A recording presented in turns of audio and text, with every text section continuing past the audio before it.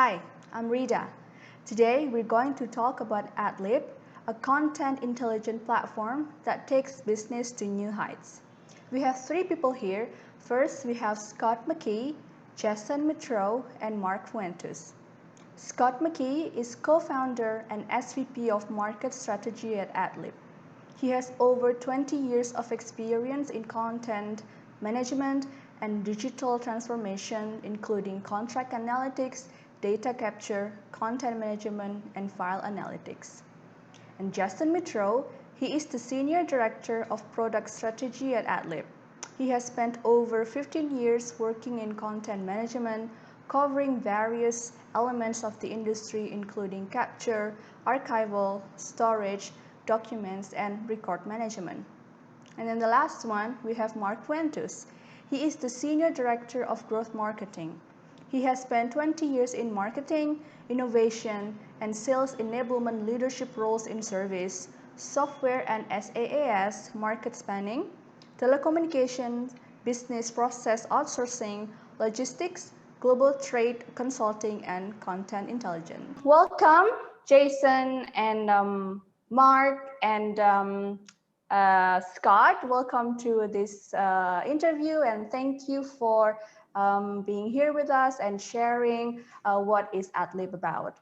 So I would like you to tell us about the company, and it's open to maybe Scott. You can answer this. Yeah, I was going to say I'll maybe take that one because I've been around since the beginning. Yes. So that's sort of one of the big things, I guess, is that we do have a long history. I've been around since early 2000s type of time frame, and we've always been focused on that messy world of unstructured content that a lot of enterprises have, or every enterprise has. Essentially, it represents about 80% of the content that they've got. So that's email, word processing files, scanned images, CAD drawings, you name it, all of that unstructured mess of content. That's really what we've been a specialist in for all of our history. And a lot of it is around process automation, which is a big topic these days, kind of has been for a long time, but it's all about automating a variety of different business processes, current terminology, digital transformation, a lot of that. So we've been focused on that for a long time. And really it's the ability to go deep into the content that we got to create that awareness of what's hidden inside all that unstructured content for our customers. And because we have been around for so long, we are trusted by most of the leading life sciences pharma organizations. We also do a lot of work with financial services, so insurance, banking. We do oil, gas, and energy, and some other industries, but life sciences is really where our heart is and where we've done a lot of our work. Because we've been around for so long, we do have a large market share in that space. We've been recognized by some of the major analysts, Forrester and Gartner, for a lot of the work that we've done. So it's been a long and interesting history, let me put it that way. Okay, and Scott, here is you are the founder, correct? One of the co-founders, yeah. One of the co-founders, yes. All right. So, and what were the initial challenges, and how did you cope with them? Yeah, I'll take that one too. It's I guess like a lot of startup organizations, we were self-funded. So that one of the big challenges is around market visibility, right? How do you go from being a sort of small unknown company to getting some of that visibility and traction in the market? And that's always one of the big challenges. There's a lot of things that we did to overcome those challenges, I guess. One of the key things, like a lot of companies, leverage the world of search engine marketing, right? So Google and all those sorts of things, make sure that your name is showing up in the areas where people are searching for solutions to their problems. So we also had some really strong early customers and partners, some really big customers and big partners as well. So that was a good sort of early success for us that allowed us to continue to grow. The other big thing that we did, and would recommend this for any company, and you hear a lot about customer success, but that's really been sort of the hallmark of our approach to doing business, is making sure that we're focused on not just getting the customer, but keeping the customer, keeping them happy, making sure we're focused on the outcomes that they're after and their long-term success. So that's really important. And you can't do any of this stuff without a great team. So we've always been good at bringing in some excellent people that share a lot of the core company values and are dedicated to our customers and partners. Okay, and what do you think that makes Adlib successful? I think it is that focus on the customers, focused on outcomes measured in their terms, not our terms necessarily, but also that commitment to technology innovation, right? So you have to kind of keep on top of and keep ahead we have that wonderful opportunity to have the broad market perspective. So we can actually not only work with our customers and partners, but the analysts and sort of see what direction the markets are going and continue to innovate. But not just innovate for innovation's sake, to make sure that what we're putting into the products that we send to market are practical and usable in production. So they don't get stuck in the lab environment as sort of cool tech, but something that actually can solve some real world problems and get it out and in front of the people and systems that need it. So that was really important. And really keeping a focus on helping our customers and our partners maintain their overall brand image in the market, right? By giving them opportunities to create some innovative products and solutions to satisfy their internal and external users. Okay, so I hear that probably there are the factors that make Adlib the preferred of the customers, right? What you just described to us. That's right. Yeah, that customer experience is really important. What about Mark and Jason? What do you think that, what are the factors that make Adlib the preferred of the customers? I can hop in. So I think from a product perspective, it's our ability to surface intelligent data from a customer's documents. And so I think from Adlib's history, we're able to tap into more of the documents within their business. We're able to make sure that we're able to surface the most relevant pieces of content for them, and we're able to do it in an efficient way. So I think the combination of the access, quality, and efficiency we provide to data is something that customers would consider a differentiator from Adlib. How has been the growth and development of Adlib over the past years? Maybe one of you can answer this question. I'll maybe take a first cut at it, and guys, you're welcome to chime in. So yeah, growth has been an interesting thing because we did make a strategic shift several years ago. So it was a sort of long, steady growth, very sustainable, building our install base, building our market presence, all those things. So growth was strong and steady, but recognizing the shift in the market, the real hunger and thirst for data from all kinds of different sources, intelligent data essentially, had us make the strategic shift to not move away from what we were doing, but to expand on what we were doing with all of that unstructured content, to really start to dive in, to do some of the analytics, to offer some of the cool AI-based technologies, machine learning, natural language understanding, to do things like classification, intelligent data extraction, and some of those sorts of things. So we have made that shift, as well as, like every software company, shifting to more cloud-based deployments and subscription models for licensing to give that additional scalability and flexible for customers. And yeah, it's been steady in recent years with a lot of indicators for really strong growth. Again, the market conditions are ripe for a lot of this stuff. There's all kinds of articles around the importance of data and analytics and automation in the market right now, especially due to COVID, to be quite honest. There's a lot of, it exposed a lot of opportunities, I guess, for benefits derived from process automation and from leveraging data to deliver those better customer experiences, to accelerate time to market, especially for pharma and life sciences, as we can see with the quick rollout of the vaccines, and we're proud to have played an important part of that. And expanding our use cases into new areas, right? Beyond the traditional IT roles and even regulatory publishing, which is traditionally where we were so strong in life sciences, but dealing with governance, risk and compliance, ongoing regulatory change management, that sort of thing. And we've got an expanded set of connectors to all of the different systems that our customers are using, because everybody's got that mix of, forgive the acronyms, RPA tools, robotic process automation, content services, insight engines, data lakes, all kinds of systems out there. So providing those broad suite of integrations has been really important. To basically get the intelligent data that we're creating and feed that and fuel these downstream systems with that intelligent data so they can do their thing. Okay, and what are the products or SaaS services provided by Adlib? Jay, did you want to take that one? Yeah, hop in. So a number of different products and services. So overall, we provide customers with a content intelligence platform. That platform, to Scott's point, allows us to tap into all the different repositories where data or documents exist within inside of a business. We understand that those documents equate for a large portion of the content that makes up the data within inside of a business.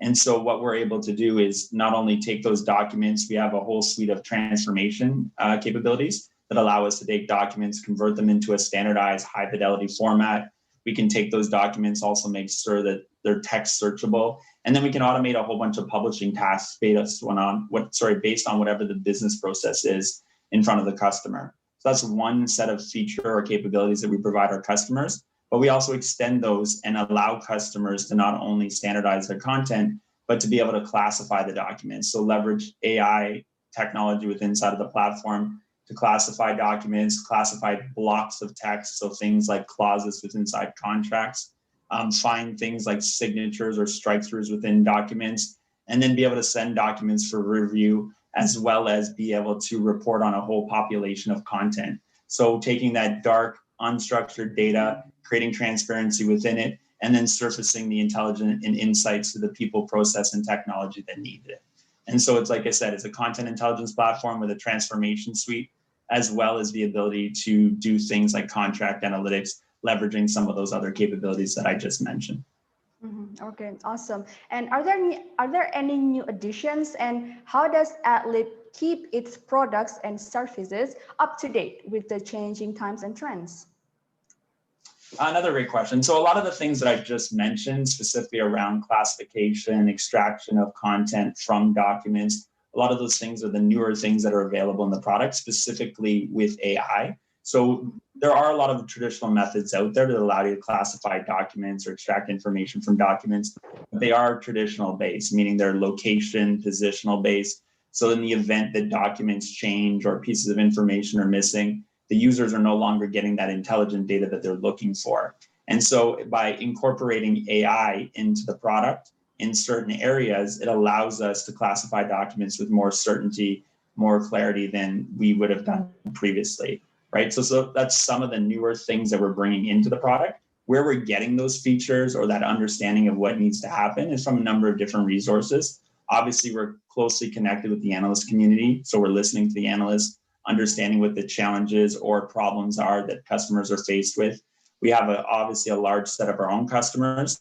So we have a customer advisory board. We're also heavily involved with those customers within the projects that are currently underway so that we're capturing information. And then we're just meeting with industry analysts and leaders within inside of the community that we're servicing. So Scott mentioned life sciences, we have insurance, we have banking. So making sure that we're tightly connected to those types of individuals working within those industries allows us to get a whole bunch of information, bring it back to the team, and make sure that we're incorporating the proper set of features inside of the roadmap that are going to allow us to address the problems of our customers. Okay, sounds great. And I would like you to tell us about your professional journey and any achievements that you would like to share with us. Any of you, and maybe I haven't heard from Jason as the Senior Director of Marketing. Am I correct? That's Mark. That's okay. Okay, sorry, that's Mark. No problem. I keep getting wrong, like 3 people in here. No worries. Sorry, Mark. Just to further unpack on what Jason was saying, I think part of going into the content intelligence sort of broader category is Adlib actually designed that category, knowing the amount of unstructured data that exists across enterprises. It was a broader play to demonstrate to organizations that we can go far and wide, not just between certain types of documents or certain type of functional roles, but across an organization, depending on if you're in, for example, manufacturing, then we can go into a whole different side, looking at their supply chain, how they onboard vendors, how they manage vendors, how they manage contracts, another use case that we're exploring. But the broader category of content intelligence that Adlib is bringing to market is with that sort of verbose to make sure that organizations are looking at us from a 360-degree view, that is not just the type of documents you've known us for in the past, that we're automating and driving a whole new level of value across the organization, fulfilling the actual ROI those systems you've invested in could output the type of intelligent data your people, your workflows need. So that category design of content intelligence is where we're heading, and we'll continue to refine, build, and look for new use cases along with Jason's CAP community, the analysts that Scott and Jason works with, as well as reaching and tapping into the market for new research that can tell us that potentially there's a new type of content that needs Adlib's intelligence to help those enterprises move forward. So that's sort of the broader category design around content intelligence.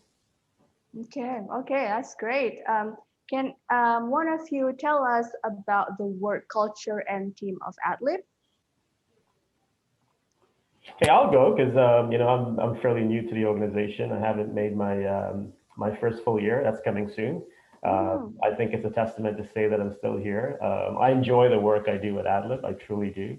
I think the company's done a custom something really great. I'm not saying that it's we're solving global hunger, but we're on the cusp of really solving a lot of challenges organizations need to solve as we look forward. From a culture perspective, I think people at Adlib really want to see the company's success. We bind really well together. We collaborate well together. We have a few values we actually strive by. We play to win. We believe that we're better together, and that means not just better together from functioning as a group, but when we bring thoughts and different challenges together, we see them as opportunities by collaborating on them. And overall, there's a bit of a family feel to the organization. Scott is still one of the founders in the organization. Certainly, has that view that the company could be this much bigger and this much broader by bringing the right talent. So I feel it's a bit of a family type organization that's just growing and expanding our family ties. Okay, that's great to hear that, like family organization. Scott, I have a question for you. What message do you wish to give to the budding entrepreneurs and existing companies? That's a good question. So many lessons learned, I guess, over the last 20 plus years. We'll just leave it at that. And quite often we do think about I think everybody's heard the sort of Simon Sinek video that was out there. It all starts with the why. So I think that's one of the key things is to have, if you've got an idea, a business idea, make sure you're really focused on not the features and functions of the solution, but understanding what the fundamental goals and motivations of your customers are. So for example, when we talk about life sciences, it's not just about regulatory publishing, which is the use case that a lot of our customers use us for amongst many others.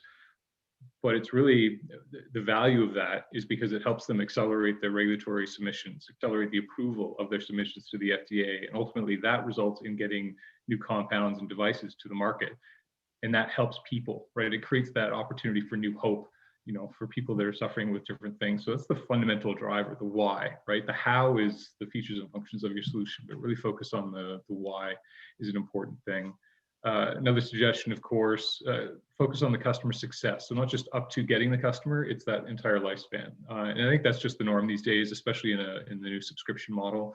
But making sure that customer success is a central metric and a central focus for your organization. It should be part of everything that you do across the organization. Another key lesson is staying focused.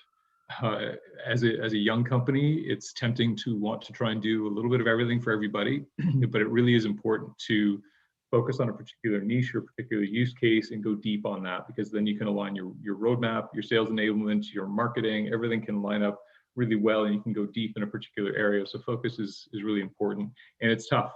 I've seen lots of other organizations that we grew up with and slowed down because they weren't able to avoid the shiny beads, I guess. So make sure that you're focused.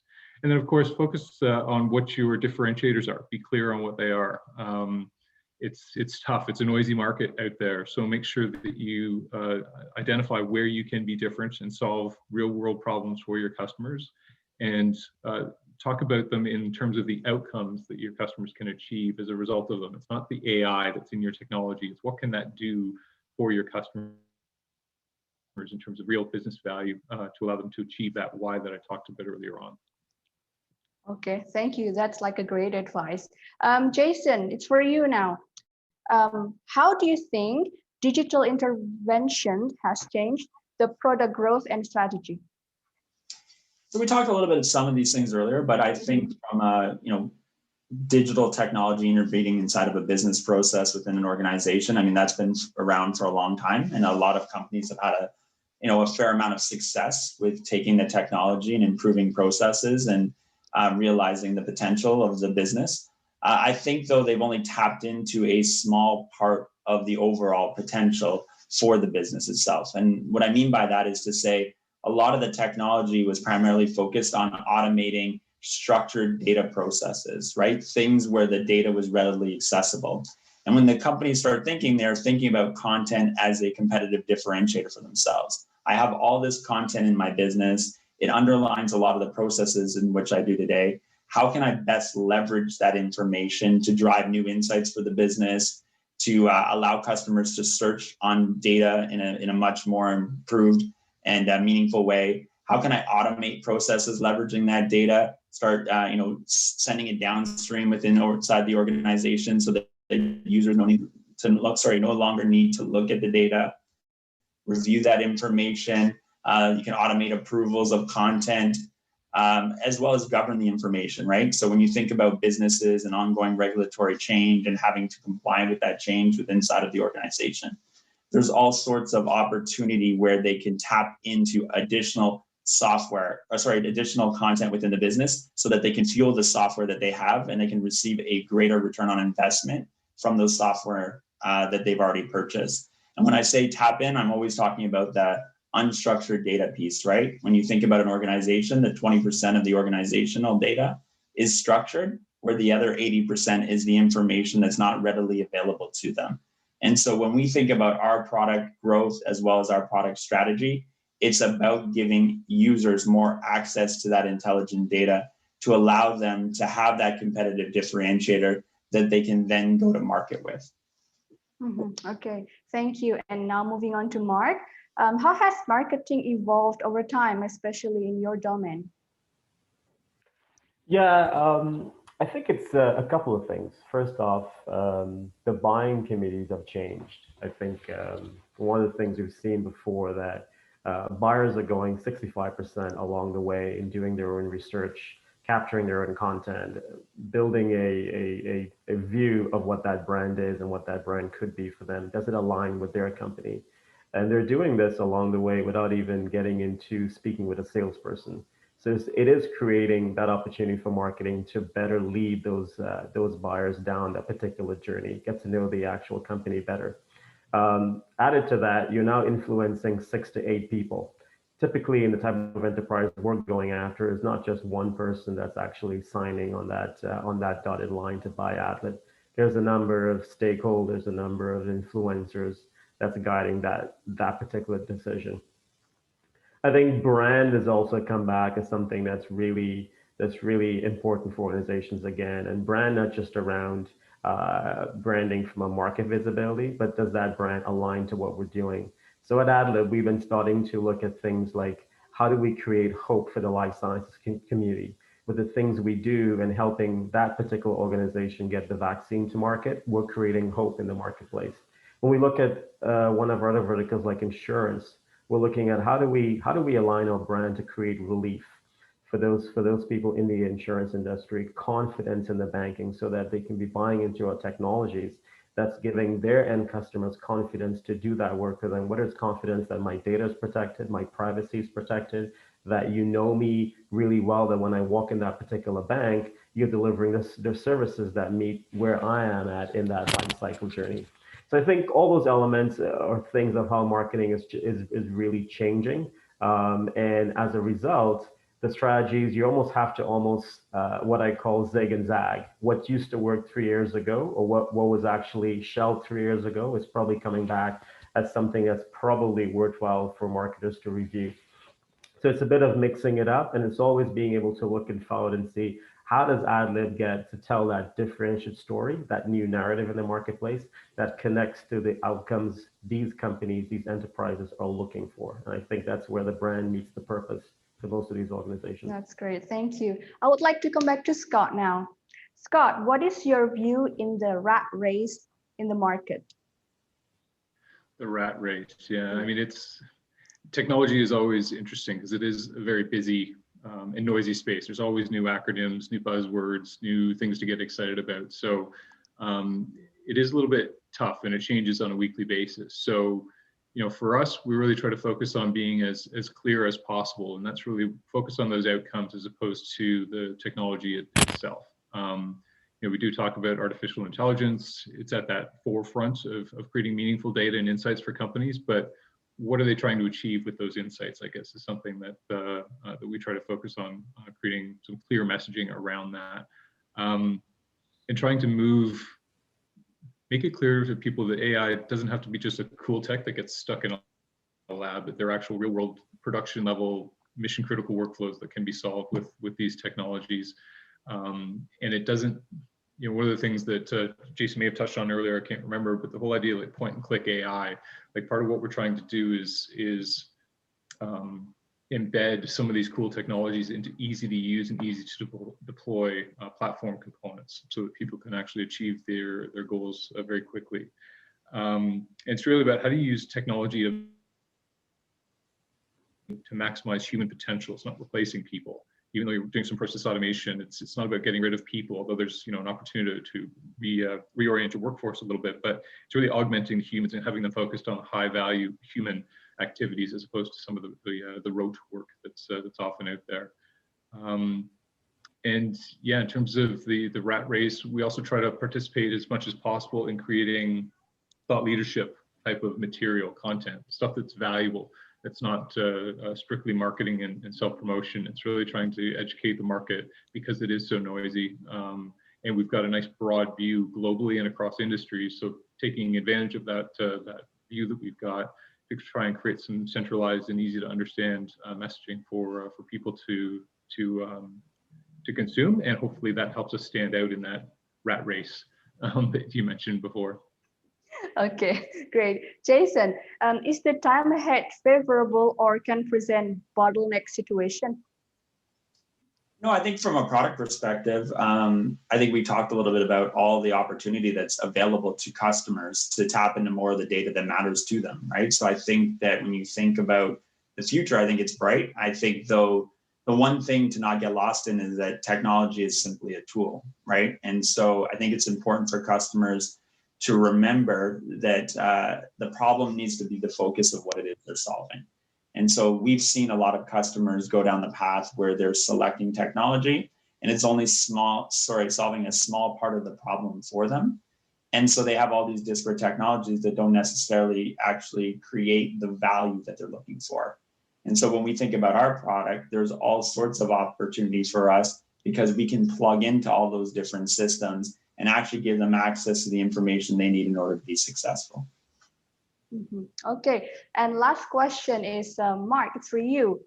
What do you think is the future of marketing strategies with respect to Adlib? As mentioned earlier, content intelligence is a new category for us that we're building out. And we're going to continue to double down on that particular category and building the new use cases out, working with our customers to find new use cases. As Jason mentioned, content is not really going away from organizations. As a matter of fact, organizations are creating that much more data every single day, and that data is being created in an unstructured way and being stored in an unstructured way. So making visibility as to what content intelligence really is and the hopes around what it could do for an organization from an outcome perspective, fuel innovation, enhance those customer experiences, those are going to be the actual stories and the brand narratives we'll continue to tell in the marketplace, along with educating that particular market as to here's the gold nuggets you're sitting on, and here is the company that can help you unearth those gold nuggets and fuel those investments that you've put in place and those investments that you will bring into your enterprise. So I think that's one of the key elements, is continuing to educate that market on the intelligence play that we're bringing. The other aspect is making sure that that when we work through our CAB communities, our customer advisory board, the analysts, that we're listening on one side and we're taking those thoughts and bringing them through another funnel so that Jason and team could basically inform the product development team as to what are some of those critical features and functionality that we need to build that's on the cusp of actually taking a competitive view in the marketplace, as well as actually playing that blocking and defensive tackling, as well as being really offensive with some of our strategies. So I see all those things coming together, but with the key goal of continuing to tell that content intelligence narrative. That's going to be a really key differentiator going basically forward in the marketplace. Okay, well, thank you very much, Mark. So is there anything you would like to add, Scott, as the future of Adlib? No, just, I mean, I know the primary goal for this was around trusted companies in life sciences. So I'm just really looking forward to the continued and ongoing conversations that we are having with our big life sciences partners, the customers themselves, but we also have a number of software partners that are in that space that we work with and through. So really looking forward to the next coming, I don't say months, it's more quarters and years in terms of the evolution of their businesses, the adoption of digital transformation technologies, how they can leverage content and content intelligence to achieve some interesting new goals to accelerate their time to market to achieve that sort of goal of creating more hope in the community. Is an exciting thing to think about. Okay, that's exciting. Thank you very much, Scott and Jason and Mark, for your time. And I'm sure that our listeners will find this very inspiring and useful. Thank you so much. I hope you have a great day. Thanks. Bye-bye. Thanks. Bye-bye. Thank you.